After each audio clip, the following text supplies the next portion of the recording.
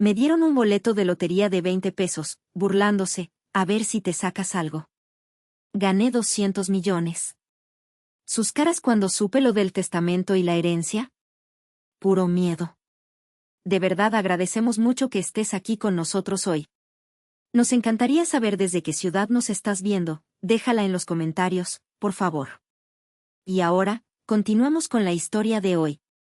Me llamo Sofía, y crecí en una casa en el corazón de Guadalajara, donde el amor siempre tuvo un dueño, mi hermano menor, Miguel. Desde pequeña, noté cómo mis padres lo consentían, dándole lo mejor, mientras yo era la hija práctica, la que lavaba trastes o doblaba ropa sin chistar. Recuerdo una Navidad, a mis 10 años, cuando Miguel, con ojos brillando, desenvolvió una bicicleta nueva, reluciente bajo el árbol. Yo, sentada en un rincón, recibí una blusa usada, comprada en el tianguis, con un estampado deslavado que no pedí. Mi mamá sonrió y dijo, Sofía, no seas envidiosa, Miguel necesita cosas de niño. Ese día, tragué el nudo en la garganta y seguí jugando mi papel invisible. En mi cumpleaños 15, soñaba con una fiesta como las de mis primas, pero solo tuve una reunión en casa, un pastel de supermercado, 3 amigas y una vela chueca. Para Miguel, a sus 15, mis padres rentaron un salón en Zapopan, con mariachi y pozole para todo el vecindario. La gente aplaudía cuando sopló sus velas, y yo, sirviendo refrescos, escuchaba a mi papá decir, Miguel es hombre, hay que darle lo mejor. Esas palabras se clavaron como astillas. A los 20, mientras Miguel estudiaba ingeniería con todo pagado, yo trabajaba en una papelería, juntando peso por peso para mis clases de administración en la universidad. Nadie me preguntó si estaba cansada o si necesitaba ayuda, solo me decían, tú eres fuerte, Sofía, tú puedes. Esos años me enseñaron una lección amarga, en mi familia, mi valor siempre fue menor. Miguel era el sol, y yo, apenas una sombra que se desvanecía en su luz. Cada regalo desigual, cada elogio que no me tocó, sembró un dolor que cargué en silencio. Pero también, en lo más hondo, creció una chispa de rebeldía, una voz que susurraba que yo valía más de lo que ellos creían. Ese sentimiento, aunque pequeño, sería el comienzo de un camino que aún no imaginaba. La chispa de rebeldía que nació en mi infancia, cuando vi a Miguel desenvolviendo su bicicleta nueva mientras yo apretaba una blusa usada del tianguis, nunca se apagó del todo. Pero la vida adulta en Guadalajara la puso a prueba como nunca. A los 30 años, mi rutina era un ciclo agotador. Trabajaba como secretaria en una constructora, tecleando contratos y contestando teléfonos bajo la luz parpadeante de un foco que nunca cambiaban. Después del trabajo, corría a casa de mis padres para ayudar, llevaba despensa, lavaba trastes o planchaba la ropa de mi papá, todo sin queja, esperando, quizás, que algún día me vieran como algo más que la hija práctica. Pero el favoritismo hacia Miguel, ese sol brillante de la familia, no cedía. Era como si el tiempo no hubiera pasado desde aquella Navidad de mis 10 años. Cuando Miguel se graduó como ingeniero, la casa se llenó de risas y música. Mis padres organizaron una carne asada en el patio, con cumbia sonando y el olor a carbón flotando en el aire. Vecinos y tíos aplaudían mientras mi papá, con una cerveza en la mano, le entregaba las escrituras de un terreno en Zapopan. Para que construyas tu futuro, hijo, dijo, con una sonrisa que nunca me dedicó. Miguel, con su cabello perfectamente peinado, agradeció con un abrazo que hizo que mi mamá sacara el celular para grabar. Yo, desde la cocina, cortando limones para el tequila, sentí un nudo en el pecho. No era envidia, era el cansancio de saber que mi esfuerzo nunca sería suficiente para ocupar ese lugar. Llegó mi graduación de administración, después de años de estudiar de noche y trabajar de día. Entré al comedor con mi toga arrugada, esperando, ilusa, un gesto de orgullo. Mi mamá, sentada con una taza de café, me miró de reojo. «Qué bueno que terminaste, Sofía», dijo, y sacó un boleto de lotería de 20 pesos de su bolsa. «A ver si te sacas algo», añadió con una risa que me cortó como vidrio. Mi papá, leyendo el periódico, solo asintió. No había pastel, ni abrazos, ni video. Tomé el boleto, forcé una sonrisa y salí al patio, donde el aire fresco no pudo calmar el vacío que quemaba dentro. Ese pedazo de papel, con su tinta barata, no era un regalo, era una burla, un eco de la blusa deslavada de mi infancia. Herida, decidí que no podía seguir viviendo a la sombra de Miguel. Me mudé a un departamento en Tlaquepaque, un lugar chiquito con paredes descascaradas y un fregadero que goteaba. El ventilador zumbaba como un mosquito gigante, pero era mío. Para pagar la renta y mis gastos, trabajaba doble turno, de día en la constructora, archivando papeles y lidiando con un jefe que nunca recordaba mi nombre, y de noche como mesera en un restaurante de tacos al pastor. Mis manos olían a cilantro y cebolla, mis pies dolían tras horas de correr entre mesas, pero cada propina que guardaba en mi monedero me hacía sentir un poco más libre. Por primera vez, no había nadie comparándome con Miguel, nadie diciéndome que él necesita más porque es hombre. Pensé que la distancia me protegería, pero el dolor de mi familia llegó de nuevo, más cruel. Miguel, ya casado y con una hija, convenció a mis padres de vender la casa de mi abuela, una herencia que para mí era más que ladrillos. Era el lugar donde escuchaba sus historias, donde me enseñó a hacer tortillas a mano y a reír hasta que me doliera la panza. Ese dinero, que debería haber sido de los dos, lo usaron para financiar el negocio de construcción de Miguel. No me consultaron, ni me avisaron. Me enteré por mi tía Lupe, que me llamó un domingo, su voz temblando de indignación. Sofía, no está bien lo que hicieron, dijo. Cuando confronté a mi mamá, ella frunció el ceño, como si yo fuera la exagerada. Tú no necesitas tanto, eres soltera. Miguel tiene una familia que mantener. Sus palabras fueron un puñal. No era solo la pérdida de la casa, era la traición, la confirmación de que, para ellos, yo no existía como parte de la familia. El chat familiar de WhatsApp era otro recordatorio de mi lugar. Cada semana, mi mamá subía fotos de Miguel, él en su nueva oficina, él con su camioneta reluciente, él con su esposa e hija en un viaje a Puerto Vallarta. Mi papá respondía con emojis de aplausos, y mis tíos se unían al coro de ¡qué orgullo! Yo, cuando me atrevía a escribir un tímido ¿cómo están?, recibía un visto o, en el mejor de los casos, un corazón seco. Una vez, compartí que me habían ascendido en la constructora, un pequeño logro que me costó noches sin dormir. Nadie respondió. Guardé el celular, con las manos temblando, y me prometí no volver a intentarlo. El boleto de lotería, ese regalo burlón de mi graduación, terminó en un cajón de la cocina, enterrado bajo facturas, un lapicero seco y un imán del restaurante. No lo toqué, pero cada vez que abría el cajón, lo veía, arrugado y olvidado, como un espejo de cómo me veía mi familia. No era solo un pedazo de papel, era el peso de todas las veces que me hicieron sentir menos, la bicicleta de Miguel, el terreno en Zapopan, la casa de mi abuela vendida sin mi voz. Pero en esa soledad, entre el zumbido del ventilador y el olor a tacos que no se iba de mi ropa, crecía algo nuevo. No era esperanza, aún no. Era una certeza callada, si quería un lugar en este mundo, tendría que construirlo yo sola, sin esperar que nadie me tendiera la mano. La certeza de construir mi propio lugar en el mundo me mantuvo a flote, pero a los 45 años, la traición de mi familia alcanzó un nivel que nunca imaginé. Vivía en mi pequeño departamento en Tlaquepaque, con el ventilador zumbando y el eco de la venta de la casa de mi abuela todavía resonando como una herida que no cerraba. Había aprendido a vivir con el dolor del favoritismo, la bicicleta de Miguel, el terreno en Zapopan, el boleto de lotería de 20 pesos que me dieron en mi graduación con una risa burlona. Pero lo que hizo Miguel después no fue solo un desaire, fue un intento de borrarme por completo de mi propia familia. Todo empezó con una llamada de mi primo Raúl, un sábado por la tarde. Su voz temblaba, como si temiera soltar las palabras. Sofía, tienes que saber algo, dijo. Miguel convenció a tus papás de sacarte del testamento. Me quedé helada, con el celular pegado a la oreja, incapaz de procesar.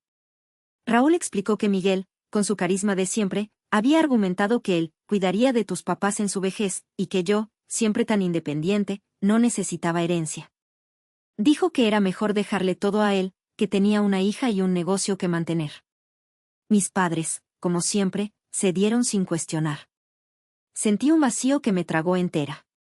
No era solo por el dinero, era el mensaje, yo no era parte de la familia, no era digna de su legado. Era como si me arrancaran de mi historia, de las memorias de mi abuela, de la casa en Guadalajara donde crecí. El dolor fue devastador, como si el suelo bajo mis pies se hubiera desmoronado. Intenté confrontar a mi mamá al día siguiente. Fui a su casa, con el corazón acelerado, y la encontré en la cocina, pelando nopales. ¿Es cierto que me sacaron del testamento?, pregunté, tratando de mantener la voz firme. Ella ni levantó la vista. Sofía, no hagas drama. Miguel tiene razón, él va a cuidar de nosotros. Tú siempre te las arreglas sola. Mi papá, sentado en la sala, viendo fútbol, solo gruñó un «así es». No había culpa en sus ojos, ni un atisbo de remordimiento. Salí de ahí temblando, con lágrimas que no dejé caer hasta estar sola en mi auto. Esa noche, en mi departamento, me senté en la cama, mirando la pared descascarada, y sentí que algo dentro de mí se rompía. No era solo mi familia, era la esperanza de que algún día me vieran como igual. Los días siguientes fueron un borrón. Seguía yendo a la constructora, tecleando informes, y a mis turnos de mesera, sirviendo tacos con una sonrisa falsa. Pero por dentro, el peso de la traición de Miguel me aplastaba. Una noche, después de un turno largo, llegué a casa con los pies adoloridos y el olor a cilantro pegado en la piel. Abrí el chat familiar por costumbre, aunque sabía que dolería. Ahí estaba, una foto de la nueva casa de Miguel en Zapopan, con pisos de mármol y una sala que gritaba lujo. El dinero de la herencia de mi abuela, esa casa donde aprendí a hacer tortillas, estaba en cada detalle. Mi mamá escribió: «Qué orgullo, Miguel. Todo un hombre de familia». Mi papá puso un emoji de aplausos. Mis mensajes, como siempre, seguían en visto. Cerré el celular, con un nudo en la garganta, y sentí un cansancio que no era solo físico. Estaba harta de ser invisible, de ser la sombra de Miguel. Fue entonces cuando algo cambió. No sé si fue rabia o desesperación, pero saqué el boleto de lotería del cajón de la cocina. Ese pedazo de papel arrugado, que mi mamá me dio con una risa en mi graduación, había estado ahí por años, enterrado bajo facturas y un lapicero seco. No lo revisé por esperanza, lo hice por un impulso, como si quisiera demostrarme que valía más que su desprecio. Sentada en mi mesa coja, con una lámpara que parpadeaba, entré al sitio de la Lotería Nacional. Rasqué el código con una moneda, los dedos temblando. Los números aparecieron uno por uno, y mi respiración se detuvo. Revisé el sitio, 200 millones de pesos. Mi corazón dio un vuelco. Volví a checar, 1, 2, 3 veces, convencida de que era un error. Pero no. Había ganado. El shock me dejó inmóvil, con la moneda aún en la mano, mirando el boleto como si fuera a desvanecerse. No grité, no salté de alegría como en las películas. En lugar de euforia, sentí una cautela fría. Sabía cómo era mi familia. Recordé la foto de la casa de Miguel, los mensajes celebrando su éxito, la facilidad con la que me sacaron del testamento. Si se enteraban, no me preguntarían cómo estaba, querrían un pedazo de mi fortuna, como si les perteneciera. Pensé en mi mamá, justificando cada injusticia con un «Miguel necesita más». Pensé en mi papá, asintiendo sin mirarme. Y en Miguel, manipulando todo para quedarse con lo que también era mío. No conté a nadie. Ni a mis primos, ni a mis compañeras de trabajo. Ese boleto, que una vez simbolizó mi insignificancia, ahora era mi escape. No era solo dinero, era la posibilidad de una vida donde nadie me dijera que valía menos que un terreno en Zapopan o una casa de mármol. Cerré la laptop con manos temblorosas y miré por la ventana, donde las luces de Tlaquepaque parpadeaban en la noche. Por primera vez en años, sentí una chispa de poder. No era venganza lo que quería, era justicia, la que mi familia nunca me dio.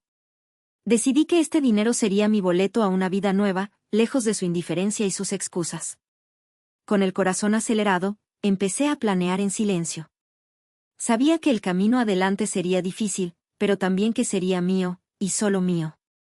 El boleto de lotería, aún en mi mano, ya no era un recordatorio de dolor, era el comienzo de mi liberación. Con la certeza de que el dinero del boleto era mi puerta a la libertad, tomé el control. Busqué a Laura, una asesora financiera en Guadalajara, recomendada por una colega. En su oficina, con olor a café y paredes llenas de diplomas, planeamos todo. Creamos una sociedad anónima para reclamar los 200 millones de pesos en secreto, recibiendo 130 millones tras impuestos.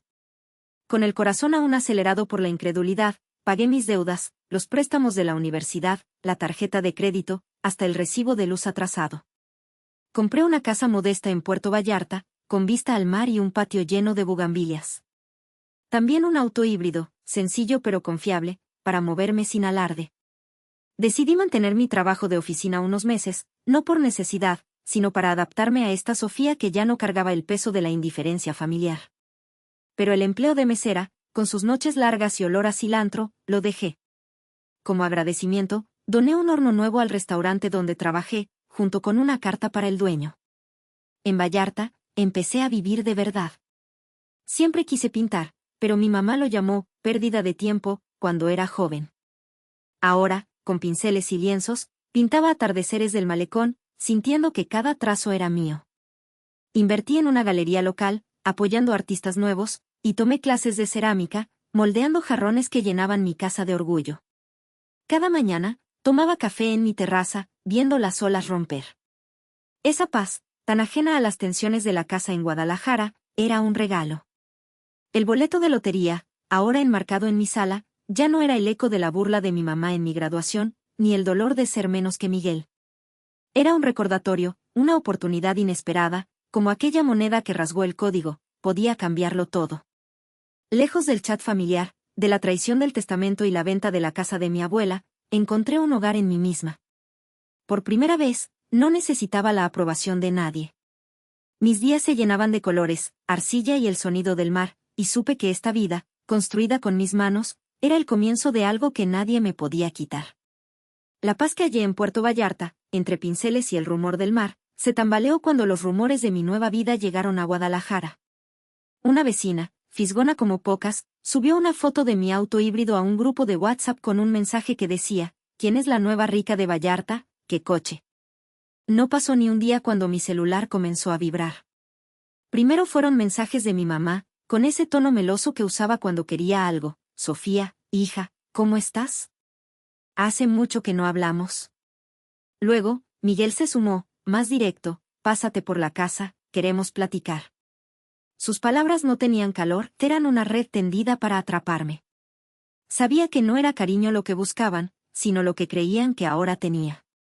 Contra mi instinto, que me gritaba quedarme en mi terraza con un café, accedí a una comida familiar en la casa de mis padres. Era la misma casa donde una blusa usada, un boleto de lotería de 20 pesos y años de menosprecio me enseñaron mi lugar. Pero esta vez, iba armada con algo más fuerte que esperanza, la verdad. Llegué a Guadalajara un domingo por la tarde. El aire olía a mole y a recuerdos amargos.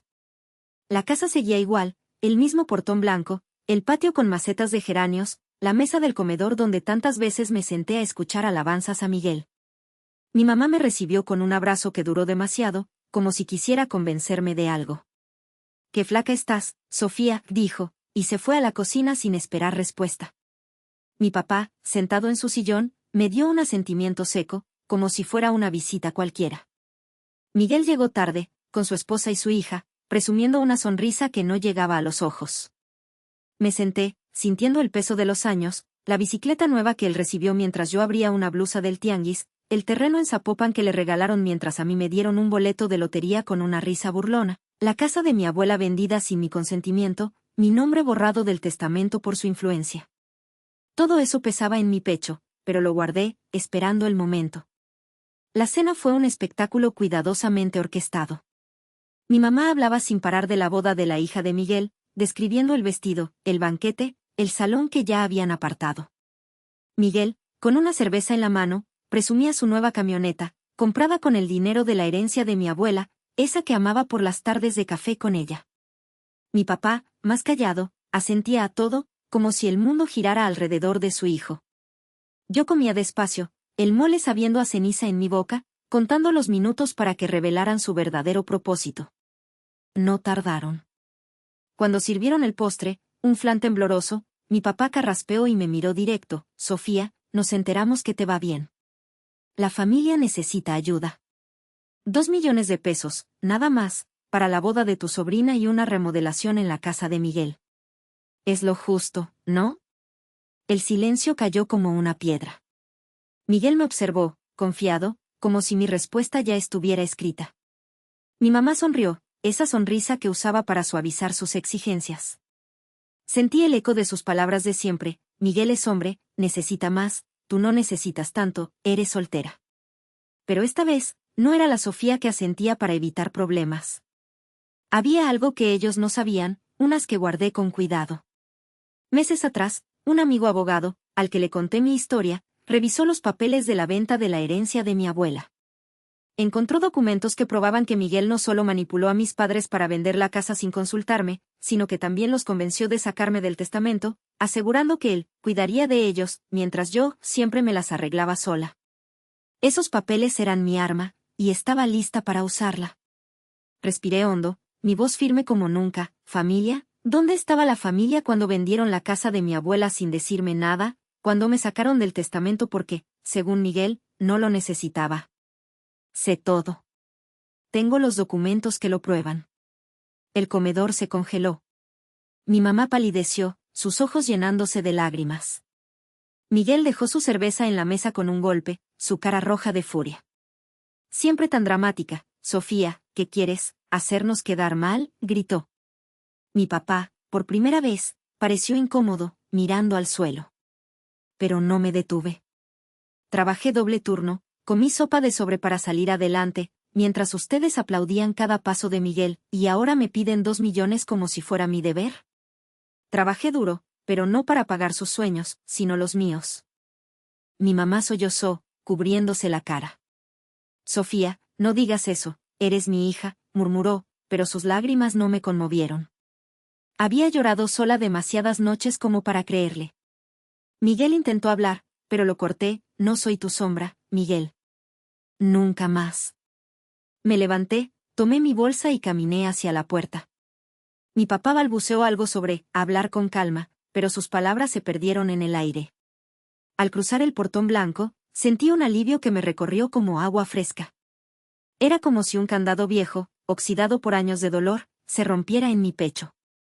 Subí a mi auto, el motor zumbando suavemente, y manejé rumbo a Vallarta bajo un cielo estrellado. No miré atrás. El eco de sus excusas, Miguel necesita más, tú eres fuerte, se quedó atrapado en esa casa, junto con la Sofía que alguna vez esperó ser vista. En la carretera, con el viento entrando por la ventana, supe que no solo había cerrado la puerta de esa casa, sino un capítulo entero de mi vida. Los documentos, el boleto de lotería, los años de menosprecio, todo eso me había llevado a este momento. No era venganza, era justicia. Había reclamado mi lugar, no con gritos, sino con la certeza de que mi valor no dependía de ellos. Mientras las luces de Guadalajara se desvanecían en el retrovisor, sonreí. Por primera vez, me sentí libre de verdad. Tras dejar atrás la casa de mis padres en Guadalajara, conduje de regreso a Puerto Vallarta con el corazón ligero. La confrontación, donde expuse la verdad sobre la venta de la herencia de mi abuela y mi exclusión del testamento, cerró una puerta que nunca debí dejar abierta. En Vallarta, mi vida floreció como las bugambilias de mi patio. Me sumergí en mis pasiones, esas que mi familia menospreció. Publiqué un libro de cuentos infantiles, inspirado en mi lucha contra el favoritismo que me hizo sentir invisible. Cada historia hablaba de personajes pequeños pero valientes, como la Sofía que cargó una blusa usada y un boleto de lotería de 20 pesos. Ese libro llegó a una galería en Ciudad de México. Una tarde, en la exposición, una niña de trenzas me acercó, ojos brillando, señora, su cuento me hizo soñar con ser pintora. Sus palabras valieron más que cualquier elogio que esperé de mi mamá o de Miguel. Guardé ese momento como un tesoro. Mi familia no se rindió fácil. Un día, llegó una carta de mis padres, siempre serás parte de nosotros, Sofía. La leí, pero no sentí nostalgia. La doblé y la guardé en un cajón, junto al boleto de lotería enmarcado, que ya no era un recordatorio de dolor, sino de mi renacimiento. No respondí. Había aprendido que el amor no se mendiga. Meses después, en un café en Vallarta, vi a Miguel. Pedí mi latte, y ahí estaba él, con camisa arrugada y ojeras. No esperaba verte, dijo, con una sonrisa cansada. Habló de su hija, de la presión de mantener a la familia. Parecía agotado, cargando el peso de las expectativas que mis padres siempre pusieron en él. Te deseo lo mejor, Miguel, dije, serena. Pero yo encontré mi justicia, y no está en esa casa. Asintió, sin palabras, y me fui, dejando atrás al hermano que una vez fue el sol de mi familia. Lección de vida, aprendí que nadie define tu valor más que tú. Crecí creyendo que mi lugar era menor porque no era Miguel, el hombre, el favorito. Pero cada paso, desde los turnos de mesera hasta la pintura en mi terraza, me enseñó que mi fuerza está en mí. A veces, alejarte de quienes te hieren, aunque sea tu familia, es el primer paso hacia la felicidad. No es venganza, es construir una vida donde te ames y respetes. A las mujeres de mi edad, que han sacrificado tanto por los demás, les digo, nunca es tarde para reclamar tu lugar. Un boleto de lotería, una oportunidad inesperada, puede ser el comienzo, pero la verdadera transformación viene de creer en ti. Reflexiona, ¿has sentido que tu valor fue ignorado?